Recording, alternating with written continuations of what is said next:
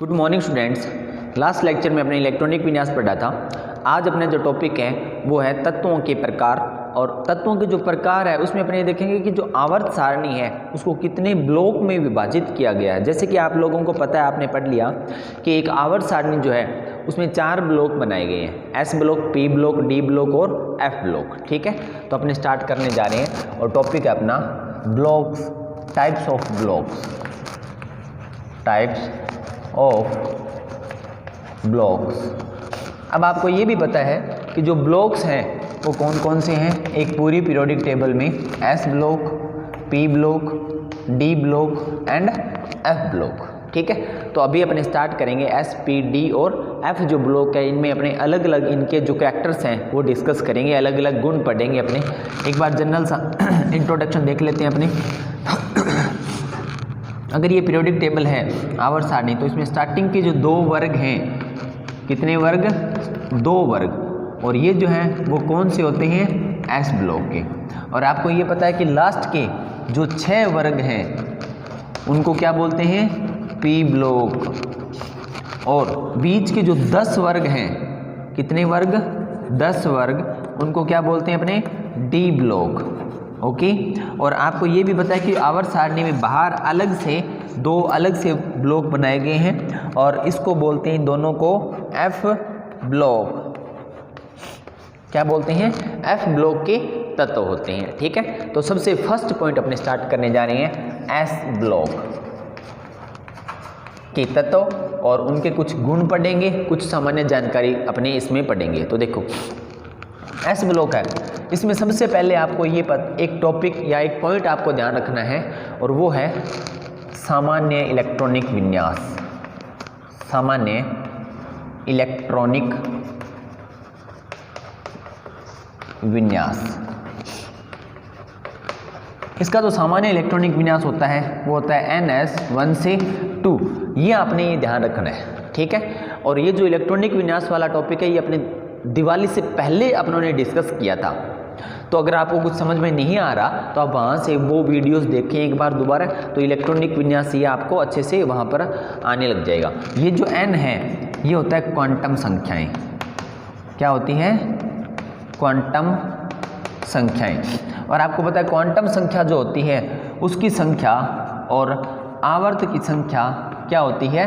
बराबर होती है।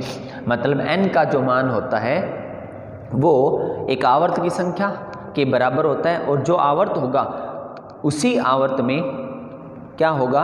क्वांटम संख्या का मान। जैसे फर्स्ट आवर्त लिया है तो क्वांटम संख्या का मान 1 होगा, दूसरा आवर्त लिया है तो क्वांटम संख्या का मान कितना होगा?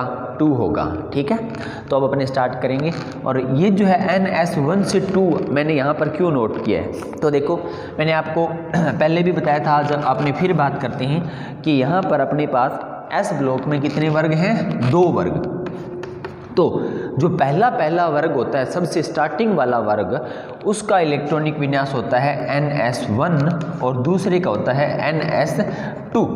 ठीक है, तो पहले में इलेक्ट्रॉन कहाँ पे भरे जाते हैं? S में। और कितने इलेक्ट्रॉन आते हैं? S में 1 इलेक्ट्रॉन आता है। ठीक है, और उसके बाद दूसरे में इलेक्ट्रॉन कहाँ पे भरे जाते हैं? वो उसमें भी S में भरे जाते हैं और S में कितने इलेक्ट्रॉन आते हैं? 2 इलेक्ट्रॉन आते हैं। ठीक है, तब मैंने इसको यहाँ पर अपनों ने इसको इकट्ठा लिख दिया NS1 से 2। ठीक है, तो यहाँ पर आपको ये ध्यान रखना है कि पहला जो वर्ग है उसमें जितने भी तत्व होते हैं उन सब के गुण एक दूसरे से मिलते जुलते होते हैं। पहली तो बात ये। उसके बाद ये ध्यान रखना है कि इस वर्ग में जितने भी तत्व आते हैं, जैसे hydrogen, lithium, sodium, potassium, rubidium, caesium और फ्रांसियम, ये 7 तत्व आते हैं। तो इन 7 तत्वों का इलेक्ट्रॉनिक विन्यास NS1 होगा। ये जो n है ये क्या है? आवर्त की संख्या। एक बार अपने इसको थोड़ा सा डिस्कस कर लेते हैं कैसे कैसे यहाँ पर अपने तत्व बनाएंगे, है ना। तो तत्व अगर अपने लिखते हैं तो देखो कैसे बना सकते हैं अपने।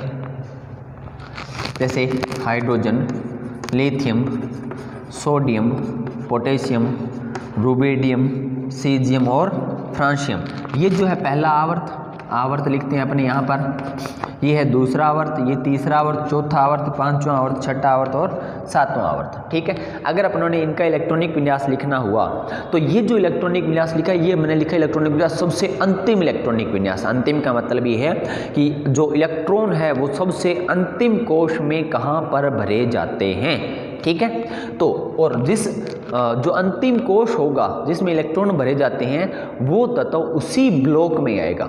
जैसे अगर अपने इलेक्ट्रॉन भरते हैं एस उपकोश में तो जो तत्व होगा वो कौन से ब्लॉक का होगा, एस का। अगर अपने इलेक्ट्रॉन भरते हैं पी उपकोश में तो जो तत्व होगा वो कौन से ब्लॉक का होगा, पी ब्लॉक का। ठीक है, तो इसका इलेक्ट्रॉनिक विन्यास अगर मैं लिखूंगा 1s1, इसका इलेक्ट्रॉनिक विन्यास 2s1, इसका इलेक्ट्रॉनिक विन्यास 3s1, 4s1, 5s1, 6s1 और 7s क्या हो जाएगा, 1 हो जाएगा। तो यहाँ पर आवर्त की संख्या जो है उसके साथ में मुख्य क्वांटम संख्या का मान भी क्या है, समान है। तो अपनों ने कॉमन इसको क्या बता दिया, ns1। ये जो 1 लिखा है ये है पहले आवर्त के लिए। ठीक है, अगर मैं बात करता हूँ दूसरे आवर्त की, दूसरे आवर्त के तत्व लिखते हैं अपने, ये दूसरे आवर्त के तत्व हैं। तो देखो दूसरा आवर्त का जो तत्व है उसमें इलेक्ट्रॉन कहाँ पे जाएगा, S2 में। इलेक्ट्रॉन कहाँ पर भरेंगे अपने एस उपकोश में, और कितने इलेक्ट्रॉन भरेंगे, 2 इलेक्ट्रॉन। तो देखो इसका इलेक्ट्रॉनिक विन्यास क्या हो जाएगा, ये दूसरे आवर्त का तत्व है, दूसरे आवर्त का तत्व है तो 2s2,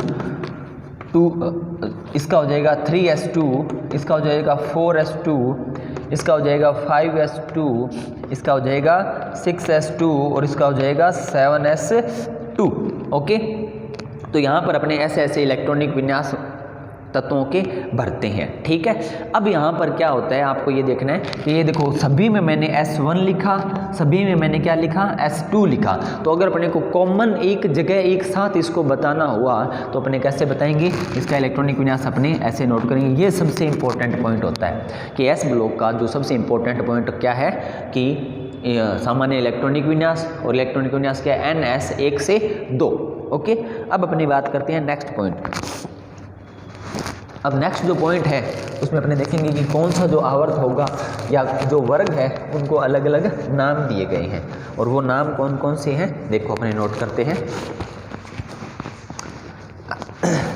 जो वर्ग संख्या 1 के जितने भी तत्व हैं उन तत्वों को बोला जाता है क्षारीय धातुएं। क्या बोला जाता है, क्षारीय धातुएं। और वर्ग संख्या जो 2 है उनके तत्वों को बोला जाता है क्षारीय मृदा धातुएं। क्या बोला जाता है, क्षारीय मृदा धातुएं। मतलब इनसे जो यौगिक बनते हैं वो क्षारीय प्रकार के बनते हैं, और ये जो यौगिक बनते हैं वो क्या होता है कि क्षारीय प्रकार के यौगिक मिलते हैं अपने को, कहाँ पर मिलते हैं, मिट्टी में मिलते हैं। ये जो सारे तत्व हैं सारे प्रकृति से मिले हुए हैं अपने को। ठीक है, अब आपको ये भी पता चल गया होगा कि एस ब्लॉक के जो तत्व हैं वो सभी धातुएं हैं। क्या है, वो सभी धातुएं। तो एस ब्लॉक में जितने भी तत्व आते हैं, चाहे वर्ग संख्या फर्स्ट की बात करें चाहे वर्ग संख्या सेकंड की बात करें, सब के सब धातुएं हैं। ठीक है, उसके बाद बात करते हैं अपने, ये जो धातुएं हैं इनकी प्रकृति मुलायम होती है। मतलब धातु होती है कठोर, जैसे लोहा, सोना, चांदी, तांबा, जो भी अपने धातु की बात करते हैं वो कौन सी होती है, कठोर होती है। परंतु एस ब्लॉक की जो तत्व हैं या एस ब्लॉक की जो धातुएं हैं वो क्या होती हैं, मुलायम। एग्जाम्पल बता देता हूँ मैं आपको, जैसे एग्जाम्पल लिया अपनों सोडियम का।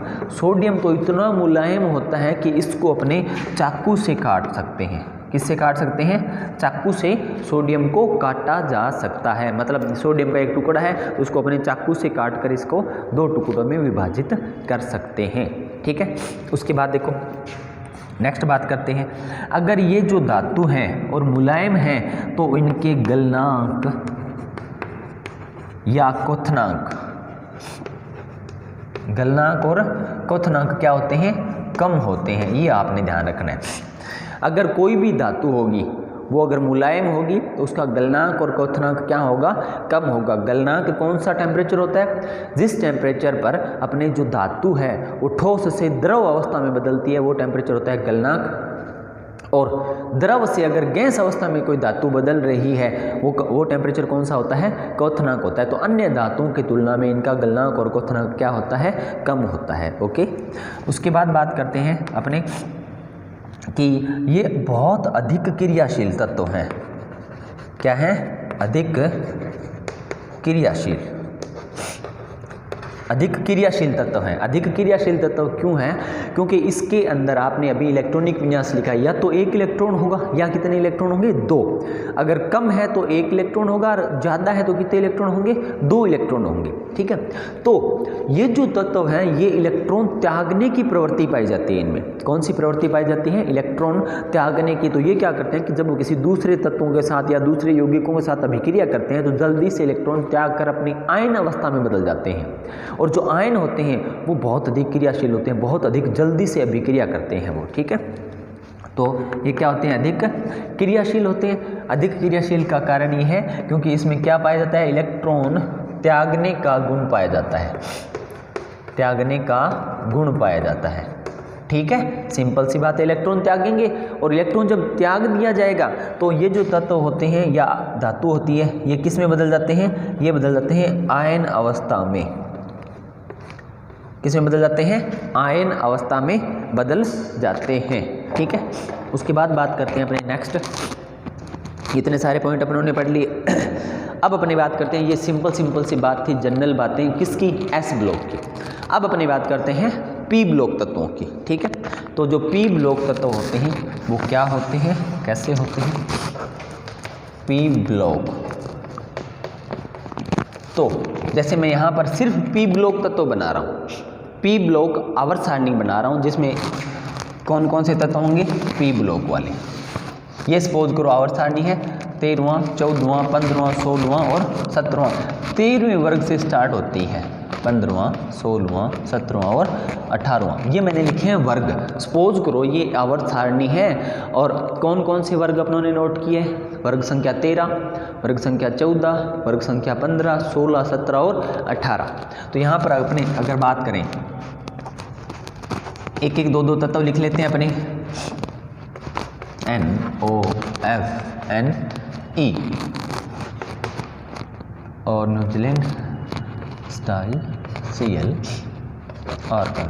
इसमें आगे और भी तत्व आएंगे। ठीक है, कंटिन्यू तत्व आएंगे, मैं सब नोट नहीं कर रहा क्योंकि अपनों ने ये बहुत अधिक बार नोट कर लिए हैं। सिर्फ जनरल कैरेक्टर्स पढ़ेंगे अपने, इनके सामान्य गुण पढ़ेंगे। तो पी ब्लॉक तत्वों का भी सबसे पहला पॉइंट आपको क्या पढ़ना है, सामान्य इलेक्ट्रॉनिक विन्यास पढ़ना है। क्या पढ़ना है, सामान्य इलेक्ट्रॉनिक विन्यास, सामान्य इलेक्ट्रॉनिक विन्यास पढ़ेंगे। ठीक है, सामान्य इलेक्ट्रॉनिक विन्यास ये होता है, इसका क्या होता है, NP या ऐसे अपने लिख सकते हैं NS2 NP1 से 6, ये से इलेक्ट्रॉनिक विन्यास। तो S2 का मतलब क्या है कि इससे पहले जो S ब्लॉक आएगा वो तो हो जाएगा पूरा फिल। जब ये पूरा भर जाएगा उसके बाद में अपने किस में इलेक्ट्रॉन भरेंगे, P में। और कितने भरेंगे, 1 से लेकर 6 तक। ठीक है, तो जो 13वां वर्ग होता है उसका इलेक्ट्रॉनिक विन्यास NP1, फिर आगे NP2। जैसे जैसे परमाणु क्रमांक बढ़ रहा है, अपने बाएं से दाएं जा रहे हैं, तो क्या बढ़ रहा है, परमाणु क्रमांक। जब परमाणु क्रमांक बढ़ रहा है तो साथ में क्या बढ़ रहे हैं, इलेक्ट्रॉन भी बढ़ रहे हैं। तो NP1, NP2, NP3, NP4, NP5 और लास्ट का क्या होता है, NP6। तो देखो यहाँ पर कहाँ से 1 से लेकर कितने इलेक्ट्रॉन भर दिए अपनों ने, 6 इलेक्ट्रॉन। किस में, तो इन सभी को कॉमन अगर अपने को इकट्ठा एक जगह ही दर्शाना हो तो अपने इसको ऐसे लिखेंगे NS2 और NP1 से 6। ठीक है, और इसमें आपको फिर ये ध्यान रखना है कि अलग अलग वर्ग का इलेक्ट्रॉनिक विन्यास कौन सा होगा। ये तो है पी ब्लॉक का कॉमन इकट्ठा इलेक्ट्रॉनिक विन्यास। अगर आपसे ये पूछा जाए कि भाई 15वें वर्ग का सामान्य इलेक्ट्रॉनिक विन्यास लिखो, तब आप क्या लिखोगे, NS2 तो आएगा सभी के साथ, NS2 NP3।